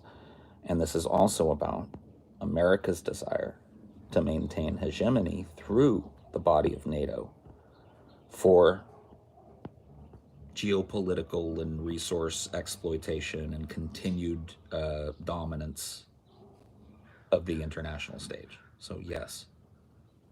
By the way, Putin threatened Finland and Sweden with military and political action if they joined NATO 2 days after Ukraine. Yeah, I understand. Yeah, Putin said some bellicose shit. Because did we sit down with him? No. Did we get Zelensky and Biden 30 years ago and Putin in a room together? No. We slapped him with sanctions. So I want you to, once again, I know this is hard to fucking understand. Would you consider it provoking if America wasn't the top dog economically in the world and was a struggling economy rather than, the economic dominance that we are slowly ceding? And another country just basically was like, hey, if you don't stop what you're doing, fuck you. Would you see that as an escalation? Or would you see that as a de-escalation? We're going to jerk your economic chain. I know what the answer would be, like, if the tides were turned. See, there's no... Diplomacy is about de-escalation. Diplomacy is about taking what are oftentimes ridiculous, over-the-top demands and finding out what's really at the core of it and finding a genuine desire to avoid a wider military conflict and making at least a good faith effort in doing it. That's diplomacy. Now, I'm not claiming that Russia would do it at the same time as us, but the fact that we didn't even try, the fact that we don't even really have a team of people that's capable of doing it, we can't send the leader of our nation to talk to the leader of Russia because the leader of our nation he shits his pants. He's an old man whose teeth fall out sometimes and he forgets where he is. Okay? You cannot tell me that's not a failure of the West to engage seriously at all with Russia. They just get the old bastard to read a speech that he could never write anymore because he barely has anything left in his brain. It's all bellicose and shit. We will do sanctions. We'll develop a package that will inflict suffering on Russia. You know what I mean? The fact that that's the best we can do diplomatically is put an old doddering man in front of a big giant teleprompter and hope he can read it. That's the diplomacy that went into this, man. Come on. Come on, man. Come on, Chief.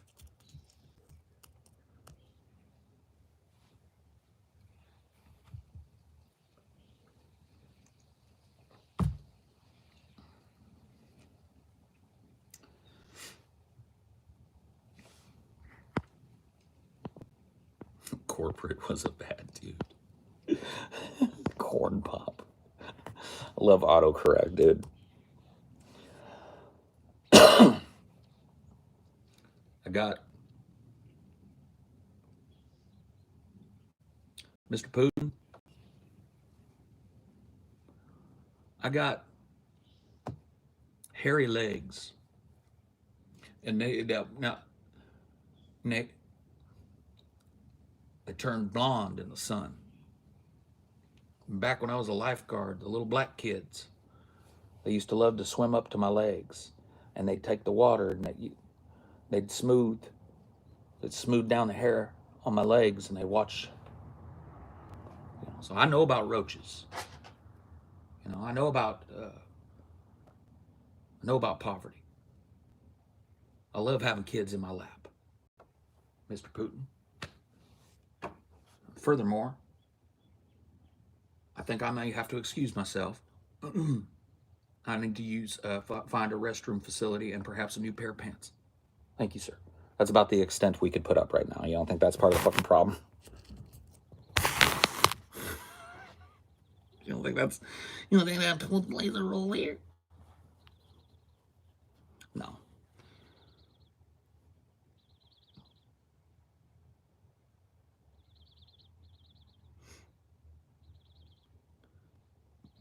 Pick on Grandpa real nice. I mean, what am I supposed to do? He's not my grandpa, dude. He's the leader of the free world, quote unquote, right? He's supposed to be competent and ready and filled to the brim with knowledge and a willingness to fucking sit down and talk and avert the greatest crisis that mankind has ever conceived of for itself: nuclear war, armed conflict between major nuclear powers. Man, that should be number one. You know what we need in that instance? A chief diplomat. A chief diplomat. A leader that can walk in not just with the title of diplomat, but with the weight of, I am also the leader of my country. I speak for my people. I'm not a third-party stooge. My name's Joseph R. Biden, and I'm here to hopefully sit down with my peers in the international community and avert a nuclear crisis. And I will tell you this, I am committed to not leaving this room until all parties are satisfied. I believe it can be done, and I'm here to see that my part is done, to see that it's done.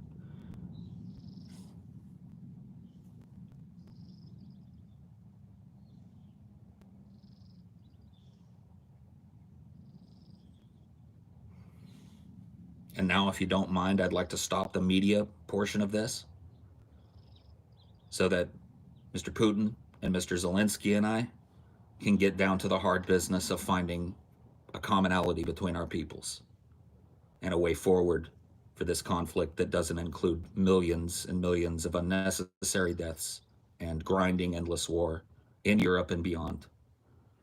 So thank you.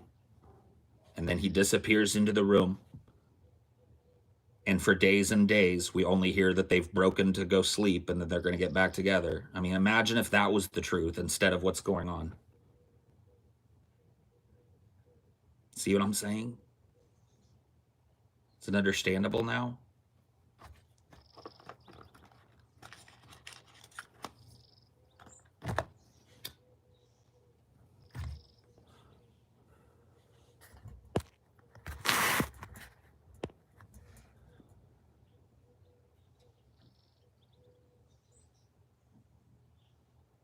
Chess, not checkers. Yeah, no king me.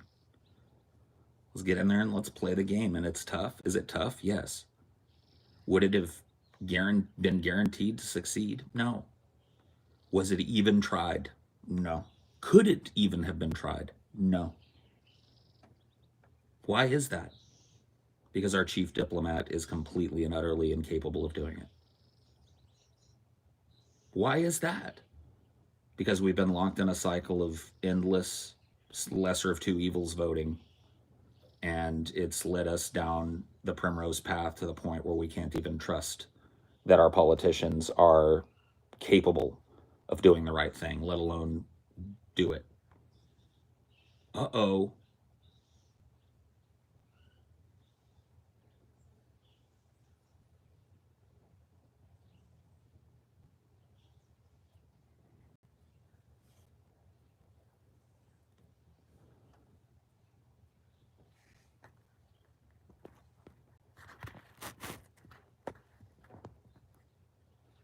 Do you believe nuclear war to be as probable? Made it through the Cold War, I guess. Now only religious fanatics would still start it. I mean, I really don't think I believe that that's true. I wish I did. Like, I wish I did believe that like that was a fundamental impossibility, but I don't. See, this is like we're getting ever closer to a hot war between the United States and Russia. Ever closer. And if that's what happens, you got two nuclear powers engaged in war. Open war with no oversight.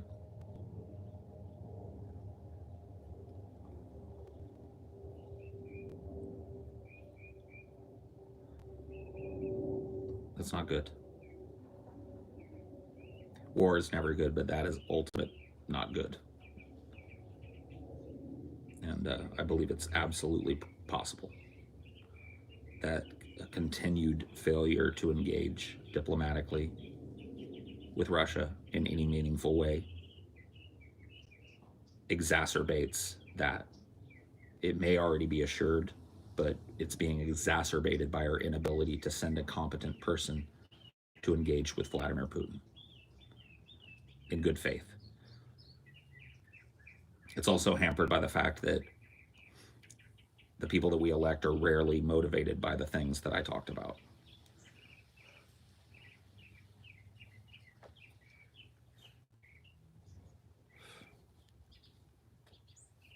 It's a clown show, man. But you know where I stand.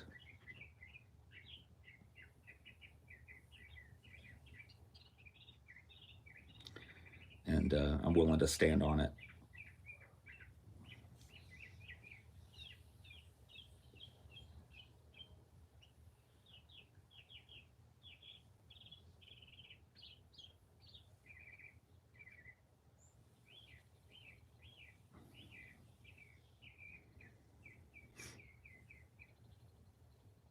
It always happens, though. You know, the peacemaker, the actual advocate for peace, is always demonized. Always. They're always called agents of whatever the enemy power is. And you've seen them persecuted all throughout American history. I mean, take a look at the McCarthy hearings, where people who were in any way sympathetic to Russia, I mean, were hauled in front of Congress and called to account for simple things like having a desire to normalize peace talks or whatever with Russia. or even speaking the things that I just spoke earlier in the stream about imagining yourself in a Russian pair of boots. If you had that kind of an opinion and you were a writer or somebody with any kind of influence, a newspaper person, an actor, a lawyer, your ass got hauled before the Congress and called to account.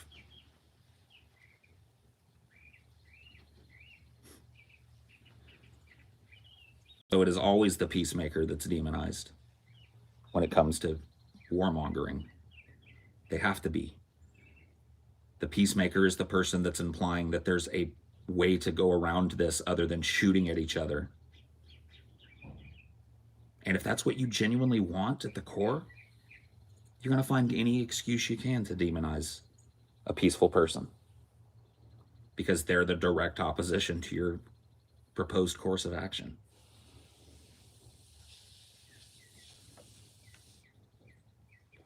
Before we even got on talking about the Ukraine, sorry, I keep adding the because I'm fucking old. Ukraine crisis. You guys remember what we were talking about before that? We were talking about the Nixon presidency and the peace movement and the racial justice movement that sprung up during, around the time of his presidency and kind of surrounded his presidency, and the fact that he invented a reason to persecute those people. He went about the business immediately of demonizing the peacemakers, demonizing the people causing for normalization of diplomatic relations with North Vietnam, and the immediate ceasefire and withdrawal of American troops from that place, and the entering into good faith peace talks with that area to try and sort out the abattoir. And they were called Russian spies, just everything, and traitors, fascists, anti-American, whatever you can think of, man. The same kind of crap that gets thrown at me every goddamn day. I'm not claiming to be persecuted at the same level, but the sentiment is the same.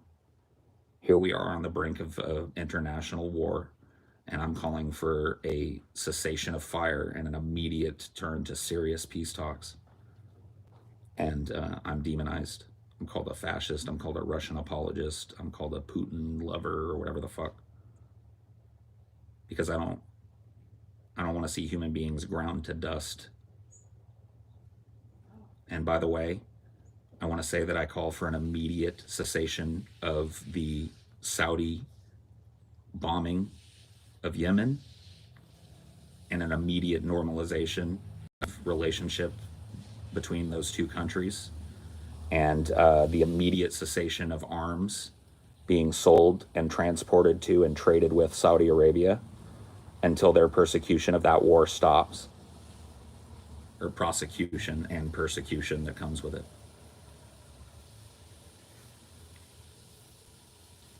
I'm for the cessation of all violent conflict on the planet, currently and ongoing, especially that which is being materially supported by my country on one side or the other, or both.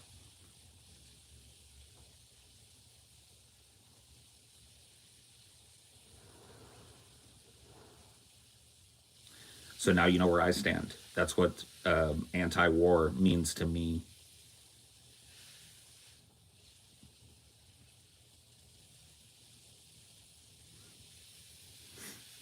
What can we do from here?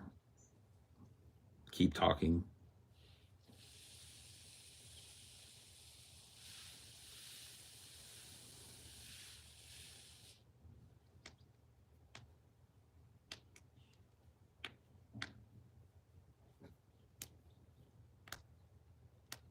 More discussion. I think that's the best we can do.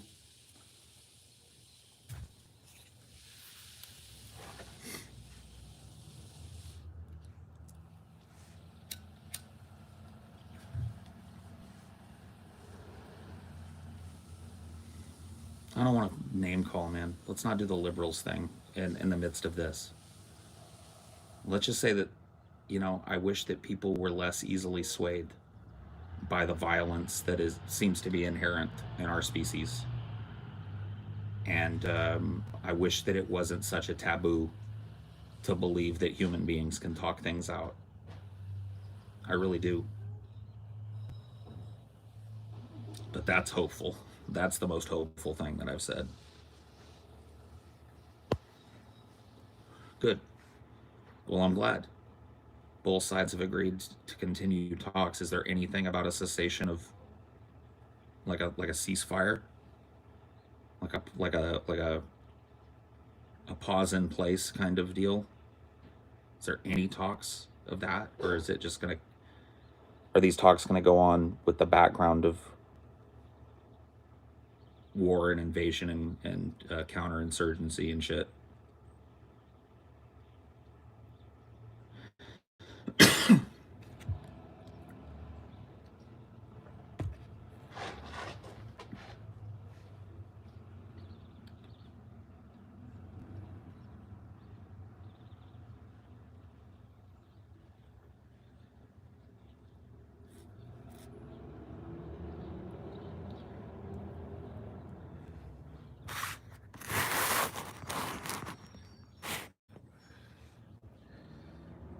All right, well, here's hoping that they're able to broker a ceasefire at least, an armistice or whatever, you know.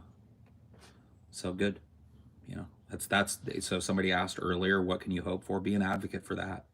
Start talking about that and less about what's going on, like in terms of the death and the destruction and shit.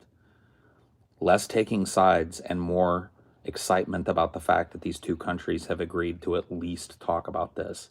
And let's hope that the leaders of those countries can broker a stop to this as soon as possible.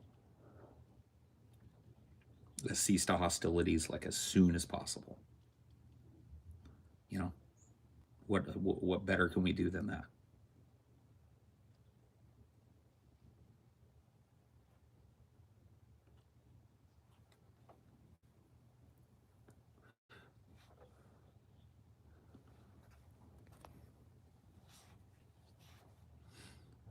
I mean, I really think that any serious peace talks need to involve NATO, or at least the United States as well. Maybe not as a direct, uh, you know, a direct diplomatic action, but that like our president should be there, like ready to go, ready to be in the room and ready to broker a deal. But that's a little too much to hope for. So let's hope for an armistice. You know, let's hope for a ceasefire.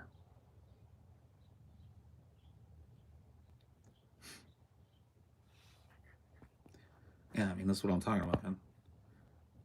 This is what I was talking about. Like, read Zonster's comment. Belarus agreed to attack Ukraine yesterday. They're sending. This is the widening of a conflict. This is a conflict like.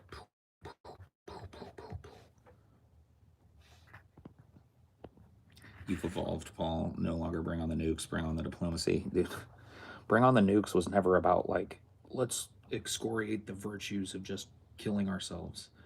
It was supposed to be something that made people think.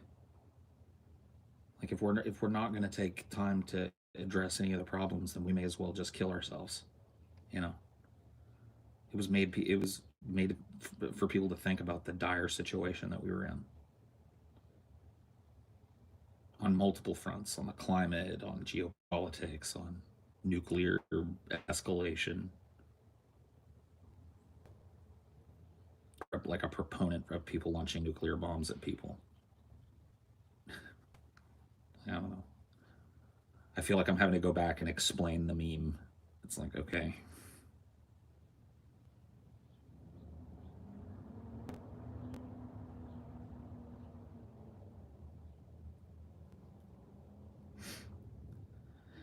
Anywho.